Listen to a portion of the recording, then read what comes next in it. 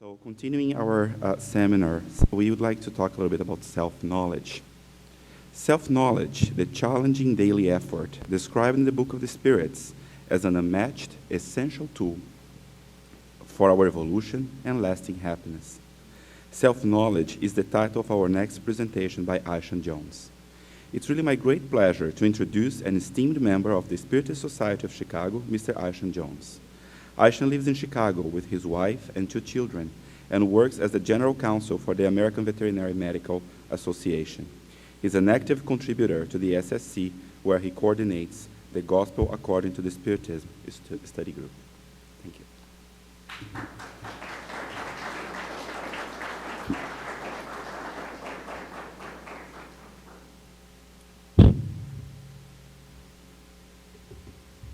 Good morning. And trust me, my Portuguese is much worse than Haroldo's English, so I'm going to stick with English this morning. And I'd like to just start out by saying that it's a great honor for me to be here this morning, and I really appreciate the invitation from the Spiritist Society of Chicago to be here. And I'd like to continue on with the theme of this morning, which is a relationship with ourself, and talk about self-knowledge. My wife and I and our kids have been going to the center here in Chicago for about 2.5 years now, and we really appreciate everything that they've done for us, and we're glad that we're able to contribute back here. Can everybody hear me okay? Is the microphone working? Okay, I'm probably going to end up doing a lot of this so that I can read my slides. I'm one of those speakers that has to look at his slides all the time, which can be a pain. But so we've been going to the center for about 2.5 years, and we really have enjoyed it, and we really feel that it has enhanced our lives, and hope that you would, when you look at Spiritism, when you learn about Spiritism, that you also feel that as well. And as Marcelo said, my daily job is working as the General Counsel for the American Veterinary Medical Association, so that means I'm sort of their in-house lawyer, which means that I should probably apologize for having your first 2 speakers be lawyers. Sorry about that. So, all right, let's see if this works here. Great. All right. So, before I get started, I'd like to see just a show of hands of those of you here who really want to improve themselves morally and spiritually. All right, very good. Who among you think that you have room to improve morally and spiritually? Okay. And who thinks that you have the ability to improve yourselves morally and spiritually? That's great. All right, I'm doing pretty good here. Who's going to vote for me for office next time? All right, so I'm going to talk about self-knowledge, and most of the material that I got came from a workbook called Self-Awareness and Inner Transformation. This workbook, too, it's presented by the United States Spiritist Council.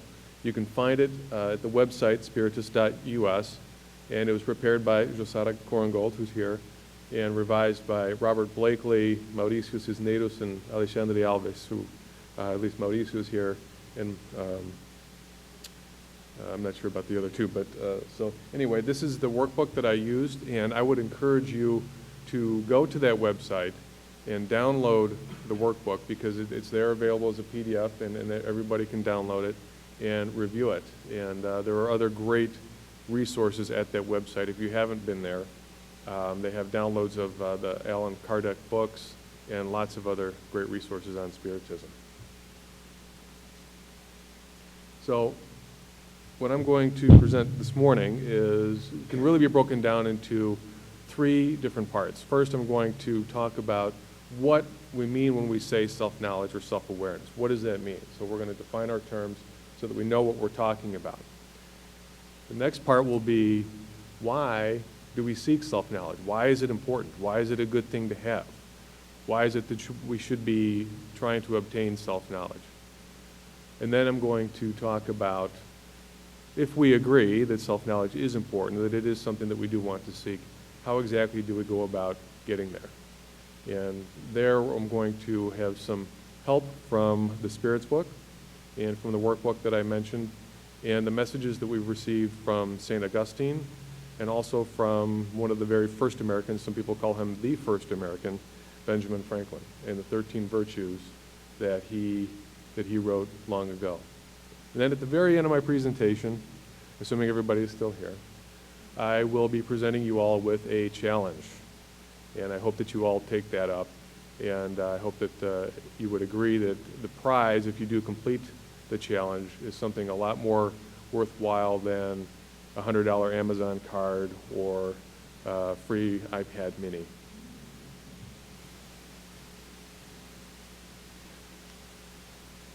Okay, so jumping right into it then, and defining what we mean when we say self-knowledge.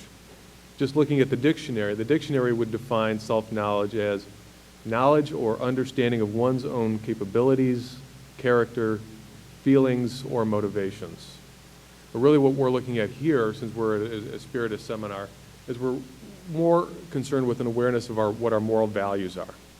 And what Ed Older was talking about, what Stephen went through, or what Paul went through, turning from Saul into Paul, the transformation that he had, and what he had to learn as he looked inside himself.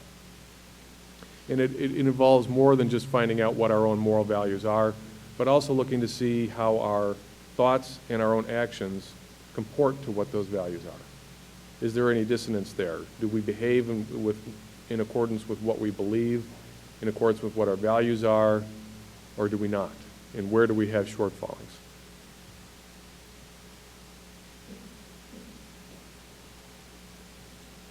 And here I'm just going to have a slide that introduces you to Ben Franklin's 13 virtues. And I just want to see a show of hands if who is aware that Franklin actually wrote these 13 virtues. Okay, so quite a few people. I didn't know until a couple of years ago that he'd actually even come up with this list until I started studying Spiritism. And then I went back and looked at it, and it's a wonderful resource. And it is something that he created when he was a young man in his 20s, I believe. He wrote them in 1726, so that's almost 300 years ago. And he wrote them while he was traveling across the ocean on an 80-day voyage from London on his way to Philadelphia. And I, for one, am quite glad that he wrote them while he was on that trip, because if he tried to write them today, traveling from London to Philadelphia, it would only take a matter of hours, and the list would only be 1 or 2 virtues long. So I'm glad that it took so long on that trip across the ocean. And he developed this list as a guide to living well, basically. He thought it was a guide to how to live a virtuous life. And what he did is he created this list of 13 virtues, and there are definitions for each of them, and I'm not going to go through all of them because we don't have time today, but we'll touch on some of them later. He used those as a way to get to know himself. So he set out this list saying, this is what I think is important in life, and then he would examine himself on how he measured up to each of them. And he created a chart where he had them all listed out, and on a daily basis he would put a dot next to the ones where he was failing, and then he would review that and he would get to know himself. And on a weekly basis he would focus on one of them in particular. So at the end of 13 weeks he had gone through all 13 virtues, and he would do that course 4 times a year.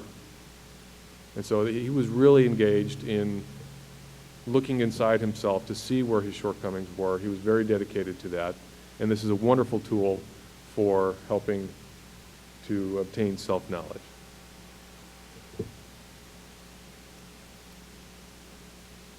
Okay, so moving on to why we would want to seek self-knowledge. Why is it important? Why is it a good thing? The Spirit's book, question 919, asks, what is the most effective means for improving ourselves in this life and for resisting the draw of evil? It's a good question. And the answer came from the Spirits. A sage of antiquity has told you, know thyself. And that is a saying that has been around since ancient Greek times, know thyself. So even long before Christ even, know thyself was an important maxim.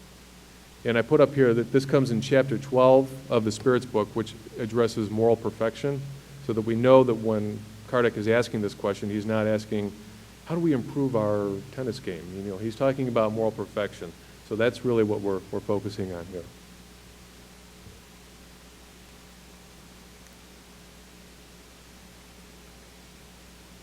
So with the answer that we get from the spirits in the Spirit's book, we know that self-knowledge is really the key to moral development. Knowing ourselves really enables us to direct our attention and focus our efforts on the areas where we do have some weaknesses. It makes sense that you can't really fix a problem unless you really know what the problem is.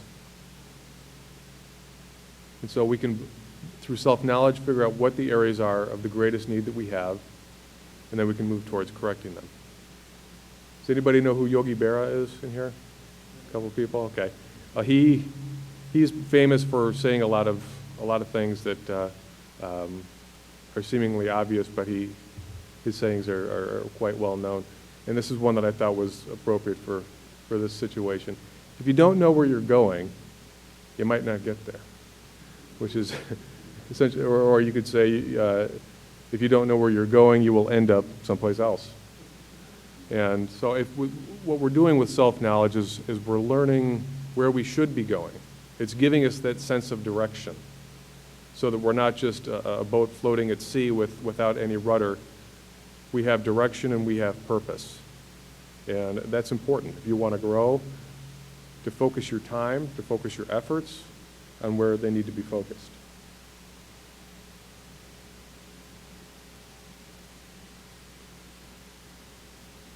Okay, so there's a follow-up question. Actually, this question comes before the question about seeking self-knowledge. And this is, I put this question in here to give us an idea of what we should be looking for. So if we're going to look inside ourselves and see where we need to improve, what exactly should we be looking for? And this question, I think, from the Spirit's book, helps out quite a bit. It asks, by what signs can we recognize in individuals the real progress that will raise their spirit within the spirit hierarchy? So what are those characteristics that we should be looking for? What is it that's important? And the answer, the spirit proves its progress when all of the acts of its corporeal life consist in practicing the law of God and when it understands the spiritual life beforehand. Well, I'm glad that the Spirit's book provided a little bit of explanation about what that means, because I was left a little befuddled by that. So in the following passage after that question, the book explains a little bit more about what that means, breaks it down a little bit. So I've listed them out here. And so from the Spirit's book, a truly moral individual, these are the characteristics I think we should be looking for when we're looking at ourselves. They practice the law of justice, love, and charity in its most complete and pure form. They do good for its own sake, without a hope or a wish for a reward. Like a lot of people will do something so that they can stand up and be recognized, or they'll do something hoping to get, an award or a present or something at the end. But the Spirit's book is telling us that a truly moral individual does not do that. They do it for its own sake. They do good for its own sake. Sacrifice their own self-interest through justice. Work on their patience. They're good and humane towards all because they see all humans as brothers and sisters, and that's regardless of race, regardless of religion, or any of the differences that we may have.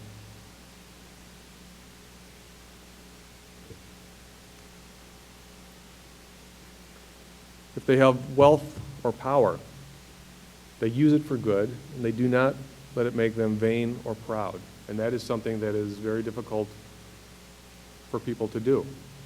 When someone gets in a position of power, it's very easy to let that power or wealth corrupt them, let it go to their heads, to make them believe that they're something more than what they really are because they have this power. And so that it becomes an abuse of power. They're benevolent to to those under their care because they know all are equal under God. They know that in the spirit world, all of the pretensions and the material issues here on earth are stripped away. They tolerate others' weaknesses because they know themselves that they themselves need tolerance as well. Everybody needs tolerance. And so how can you expect others to be tolerant of your weaknesses if you have a hard time being tolerant of theirs? They forgive offenses because they know that they will be forgiven as they forgive. Again, if you can't forgive other people, it's hard to expect them to be very forgiving when you need it. And trust me, we all need it on occasion. Some more than others like me. And two more. They respect the rights of others as they would like their rights to be respected. Or they follow the golden rule. And that's really the key there. And that kind of wraps it all up into one thing. So those are the characteristics that in the Spirit's book they tell us we should be looking for in ourselves when we're looking inward. Just that. So if you can comply with that, you're all good.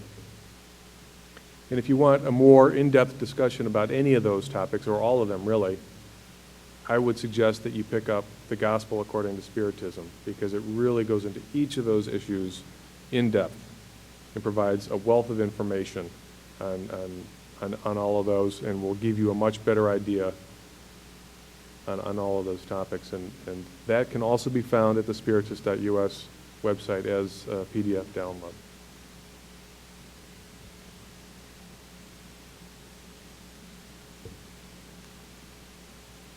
Okay, now we're on to how do we get there?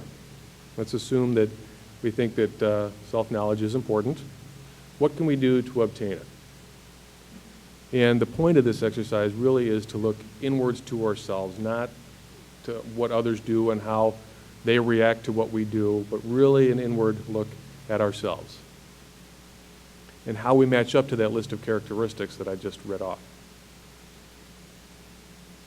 Socrates, being the philosopher that he was, said that a lack of self-knowledge is just another form of ignorance, and you replace ignorance with knowledge. And I love this saying, the soul must be cross-examined, or must be cross-questioned out of its ignorance and into itself. So that's going to be sort of the process for how you go about self-knowledge. You cross-examine yourself. Pretend you're the prosecuting attorney. You put yourself on the stand and you ask those questions. And one of the hard parts about this process is that it's basically standing in front of a mirror.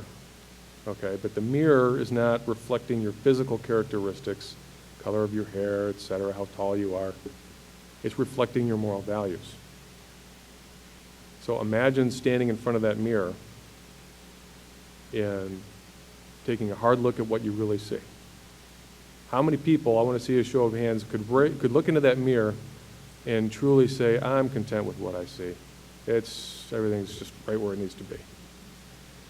Okay, yeah, I didn't think so. That means we all have work to do, and it's good that we acknowledge that.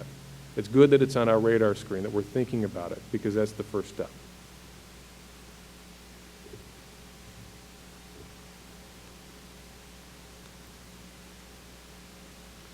Okay, back to the Spirit's book. So the question asks, we comprehend all the wisdom of that maxim, know thyself, but the difficulty is precisely in knowing ourselves. By what means can we do so?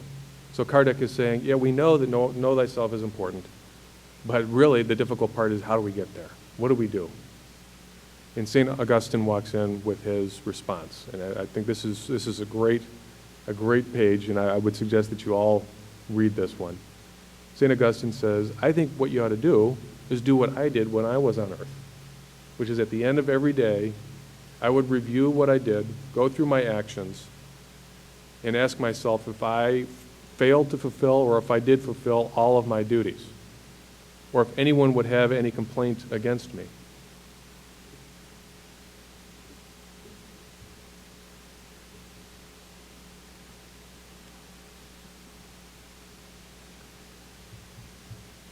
He would ask if he had practiced or violated the law of justice, love, and charity by running through each of his actions.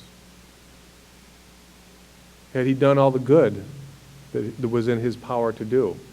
And had he treated others the way he would want to be treated?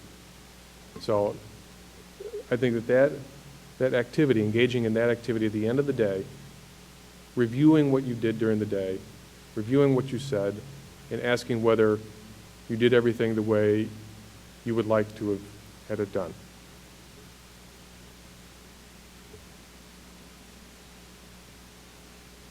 And I'm throwing this slide in here because in addition to our actions, I think it is just as vital, just as important to take a step back and look at our thoughts.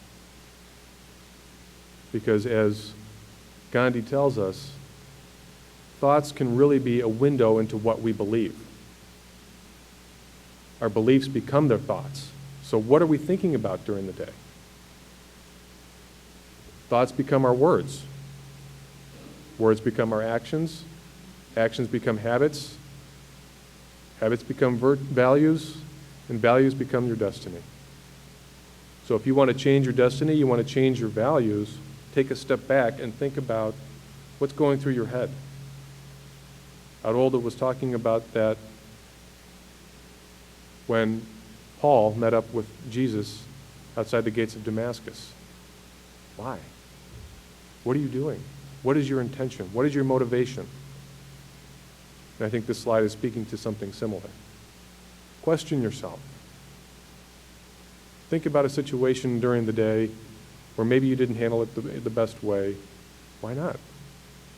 What made you say what you said? They're hard questions, but they are important if you want to improve.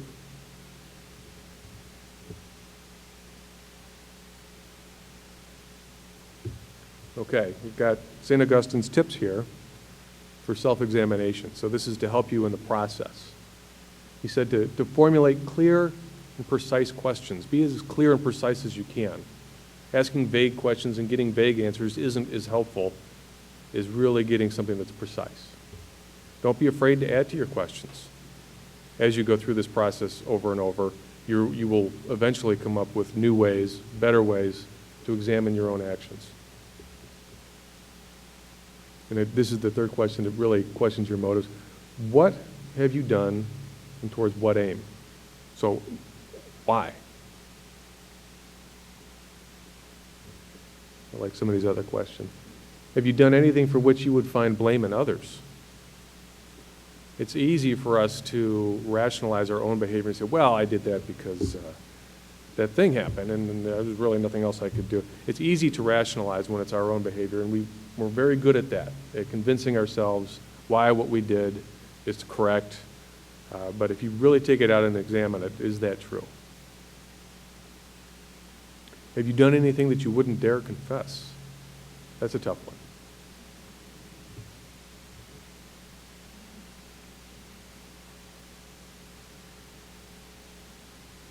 This is a question that I hope all of us would be able to answer in the affirmative. But if it pleased God to call you to the spirit world where nothing is hidden right now, would you have to shy away from anyone's glance? And then finally, what might you have done against God? What might you have done against your neighbor? And then lastly, what might you have done against yourself? So these are sort of questions that you can start out with to think about. And St. Augustine tells us that those who go through this process on a daily basis, God will assist them. Those who think about these questions and they ask for strength, for courage, they pray to God and to their guardian angel for enlightenment, God will assist them. This will give you strength. It will give you the ability to change yourself, to go through that inner transformation, and to improve. And when I'm sleeping, I like to think of myself.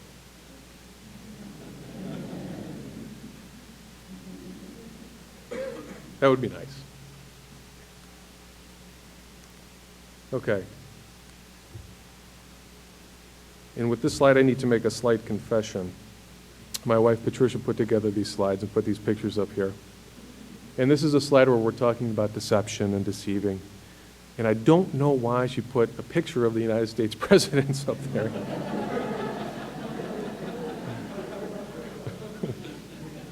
I'm sure there's a message in there somewhere.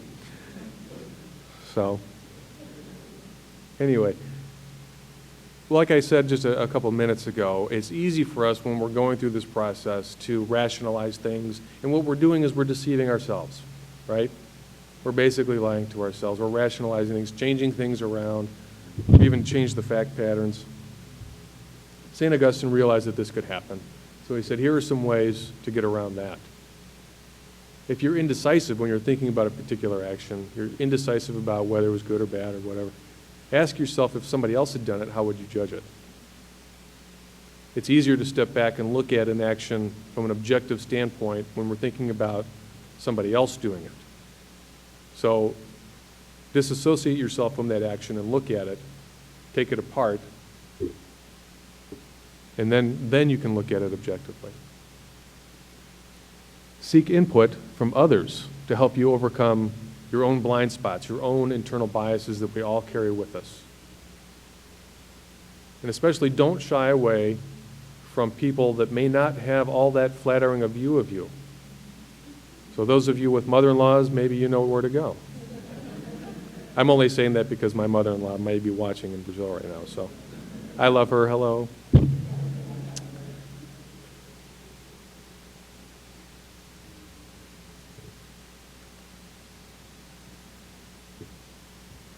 And again, what we really need to do is to focus on our own behavior, because it's not, well, this happened because so-and-so did this, or this happened external to you. It's an inward look, okay? Focusing on what other people did, it makes it easy to justify your own behavior. Well, I only said that because so-and-so said blah, blah, blah. Well, is that really an excuse? And is that really getting you anywhere? And something that you can do when you're thinking about these actions is go back and replay it in your head, except this time, put yourself in a position where you're saying the right thing, or you're doing the right thing, or you're thinking the right thing. And just visualize that as clearly as you can in your head. Create a very clear picture. And if you do that, that's practice for next time, so that when you encounter the same issue, you'll get it right. And I'm not standing up here saying that this is an easy process. It is very difficult, especially in the beginning. I've done this, actually. I can tell you that I've laid there in bed and thought, okay, what did I do today? Maybe I had to think about the Bears game. I don't know. And if I'm being truly honest with myself, I rarely make it past breakfast before I've gone off track. So it's not an easy process. It is quite difficult. And it's also not a quick process. And that's one of the problems that I see in our society here, is that we live in a world of immediate gratification. I want it now. I want it now, now, now. So I started working on inner transformation at 8 o'clock this morning. By 2 o'clock, I should be good. You know, and that's kind of the way we are. I mean, everything is now, now, now. You know, we've got iPads and iPhones and everything, and, you know, instant communication around the world, and all that's great. But we have to remember that not everything is instant. This is a journey, as the name of this seminar says. It's not just a lifelong journey. It goes beyond that. But this process of learning about ourselves is not something that has a definite start and a definite end. It is something that we will do throughout our whole lives, because we are constantly changing. So we need to continue to go through this process and really continue to learn about ourselves.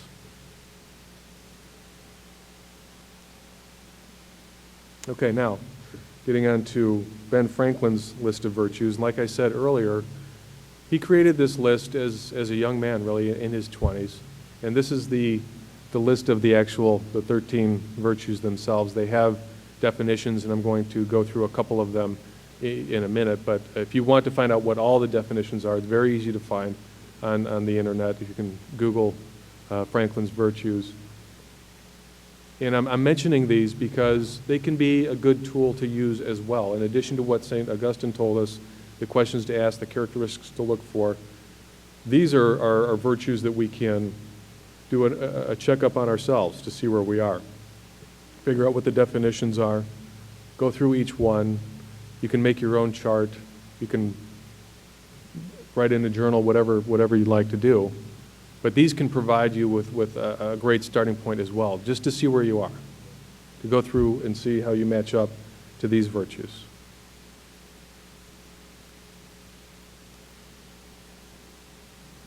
So down here in the right-hand corner is a picture of the kind of chart that Franklin used. And you can see the dots where he would mark where he maybe had failed for that day.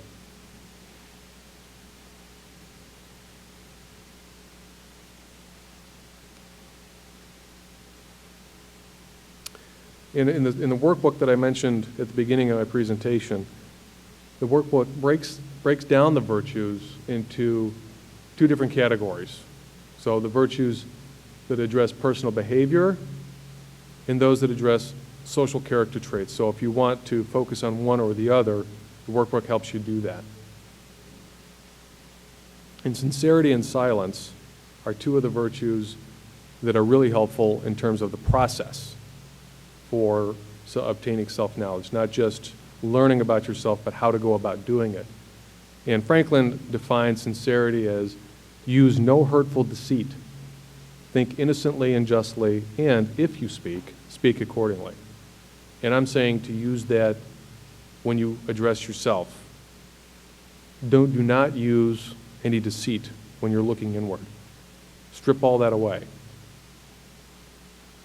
In silence, speak not but what may benefit others or yourself. Avoid trifling conversation. In other words, take it seriously.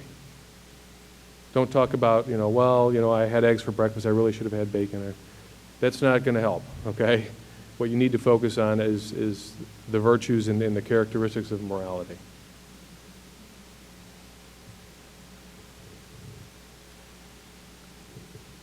In the workbook that Jusada helped put together, does something else as well. It breaks down the virtues from Franklin and matches them up to the Beatitudes that were delivered by Christ during the Sermon on the Mount. And so you can see how they match up.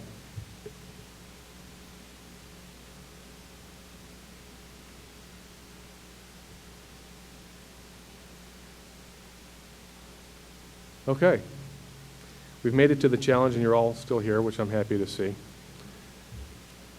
And you probably have guessed by this point what the challenge would be, but got three different options here for you.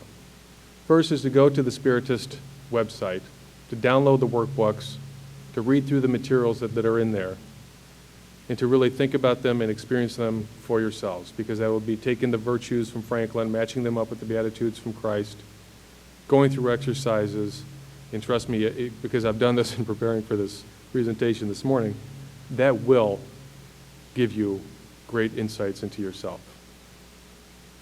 The second is to do what St. Augustine did. So tonight when you go home, when you're lying in bed, before you go to sleep, think about what you did today, and think about what you thought about. Think about the bases for your beliefs, why you did what you did. Question your own motives, and do that on a daily basis. The third is to use Franklin's chart to track your own compliance with the 13 virtues. The chart is readily available on the internet. You can download them very easily. And that way you can keep track of your own progress. And again, unfortunately I don't have an iPad mini for you or an Amazon card, but hopefully what you would get if you take up this challenge is a lot more worthwhile. And of course, if you don't want to use a personal journal or to print out a chart, there's an app for that. There is an app. Ben Franklin's Virtues. You can download it on your iPhone. It's not a joke, but there is. So, yes. Morality has gone high tech. All right. So that's all that I have for you this morning. Thank you so much. God bless.